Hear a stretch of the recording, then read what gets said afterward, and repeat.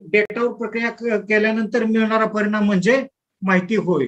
डेटावरती प्रक्रिया केल्यानंतर माहिती तयार होते. नंतर विटेमोर आणि योविट्स यांच्या मते यांनी एक व्याख्या केलेली आहे की निर्णय घेण्याकरिता उपयुक्त असणारा कच्च्या स्वरूपातील डेटा म्हणजेच माहिती होय. म्हणजे डेव्हिस यांच्या मते माहिती प्राप्त करत्यास त्याला आशयपूर्ण ठरेल अशा स्वरूपामध्ये आणि प्रचलित किंवा भविष्यकालीन निर्णय घेण्याकरिता सहाय्यभूत ठरेल अशा पद्धतीने डेटावर केलेली प्रक्रिया म्हणजेच माहिती होय. तर ह्या प्रत्येकाच्या ज्या व्याख्या आहेत, कधी कधी व्याख्या विचारली जाते आणि ही व्याख्या टिंब यांच्या आहे, त्यावेळेस डेव्हिस यांच्या आहे, विटेमोर यांच्या आहे, हे ज्यांच्या आहे, ही आपल्याला सांगता आली पाहिजे.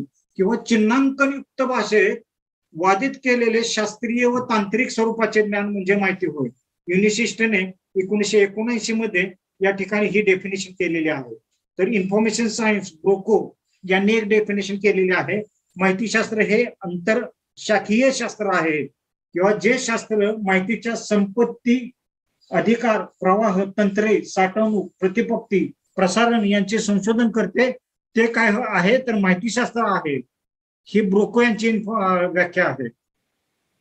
तर या ठिकाणी ऑब्जेक्टिव्ह बऱ्याच वेळा असं येतं की information is a digest organised data किंवा handling of information in the sense of production is called as information industry. Information is a reduction of uncertainty. This theory developed by Charles burger.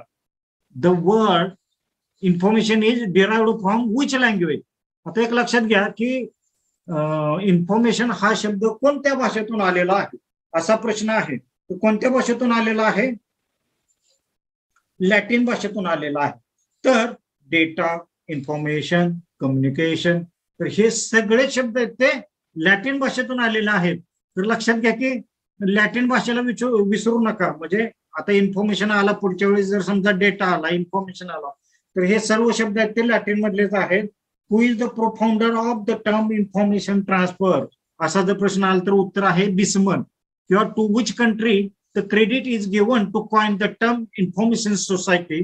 कोणत्या देशामध्ये information society हा पहिल्यांदा म्हणजे शोधून काढली तर जपानमध्ये शोधून काढलेला आहे. नावडे what is the most important vital resources for societal development of the country. सध्याच्या काळामध्ये देशाची डेव्हलपमेंट व्हायचं असेल तर कशाची गरज आहे? इन्फॉर्मेशनची गरज आहे. The forecast note on whether condition based on the processed and interpreted atmospheric data.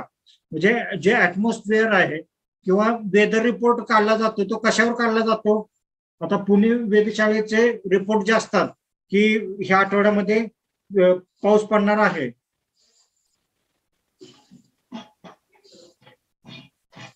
तर हे इंटरप्रेट कशावर केलं जातं? तर इन्फॉर्मेशनवर हे इंटरप्रेट केलेलं असतं. आता पुढचा प्रश्न आहे who is associated with information measure. तर राल्फ हार्टली. तर Ralph Hartley suggested the measure of information in 1928. म्हणजे 1928 साली राल्फ हार्टली यांनी इन्फॉर्मेशन मेजर ही संकल्पना काढलेली आहे. इन्फॉर्मेशन मेजर हे केलेलं. आता हे कुठले आहेत तर अमेरिकन आहे. तर ऑक्सफर्ड मध्ये त्यांनी ते शिक्षण घेतलेलं आहे. तर information that is a sent back to the source known as feedback. म्हणजे परत पाठवलं जाते. म्हणजे इन्फॉर्मेशन पाठवल्यानंतर परत एक back to the source to known as, म्हणजे जे इन्फॉर्मेशन माघारी पाठवलं जातं त्याला काय म्हटलं जातं तर फीडबॅक असं म्हटलं जातं. Who among the following proposed 6 characteristics of information? तर याचं उत्तर आहे हर्लन क्लेवलँड. तर ह्याने 6 जे कॅरेक्टरिस्टिक सांगितलेले आहेत इन्फॉर्मेशनचे 6 कॅरेक्टरिस्टिक कुठले आहेत? हर्लन क्लेवलँड यांनी सांगितलेले. तर इन्फॉर्मेशन इज एक्सपांडेबल, कॉम्प्रेसिबल, सबस्टिट्युटेबल.